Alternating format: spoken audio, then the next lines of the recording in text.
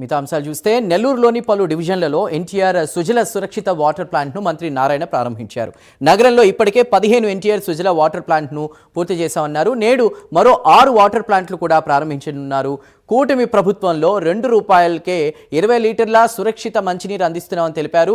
ఇక మనం చూసినట్లయితే రానున్న రోజుల్లో నెల్లూరును రోల్ మోడల్గా మారుస్తామన్నారు. గత ప్రభుత్వం మంచినీటి పథకాలను నిర్వీర్యం చేసిందని మంత్రి నారాయణ ఫైర్ అయ్యారు. దిగజారుడు రాజకీయాలకు వైసీపీ కేరాఫ్గా మారిందని కూడా ఆయన మండిపడ్డారు. ₹2 కోట్ల ఖర్చు కూడా పెట్టాం, కానీ గత ప్రభుత్వం ఈ ప్రాజెక్ట్ ఆపేసింది. ఎందుకు ఆపేసిందో ఎవరికి తెలియదు. పేద ప్రజలు ₹2కి 20 లీటర్లు అనే ఉద్దేశంతో ఆ రోజున్న గౌరవ ముఖ్యమంత్రి గారు, ఈరోజు ముఖ్యమంత్రి గారు వారు పెడితే దాన్ని ఆపేశారు. మళ్ళీ ఈ ప్రభుత్వం రాగానే మళ్ళీ దీని మీద యాక్చువల్గా ఎక్సైజ్ చేసి దీనికి ఫండ్స్ శాంక్షన్ చేయించి ఆదాని గ్రూప్ వాళ్ళు శాంక్షన్ చేశారు, సిఎస్ఆర్ ఫండ్. దాని కింద నెల్లూరు సిటీలో 28 డివిజన్లలో 60 ప్లాంట్లు శాంక్షన్ చేశాం. 3 మదర్ ప్లాంట్లు. 3 మదర్ ప్లాంట్లలో రోజుకు 3 లక్షల లీటర్లు యాక్చువల్గా ప్రొడ్యూస్ అవుతుంది.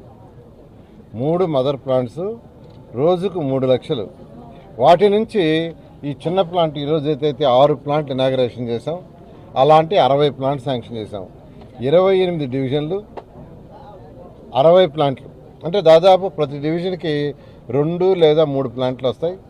వీటి ద్వారా పేద ప్రజలు, నిరుపేదలు ఎవరైతే ఉండారో ₹2కి 20 లీటర్లు చక్కటి వాటరు, ట్రీటెడ్ వాటర్ ఇవ్వటం వల్ల వాళ్ళ ఆరోగ్యం బాగుపడుతుందని దాదాపు ₹2 కోట్ల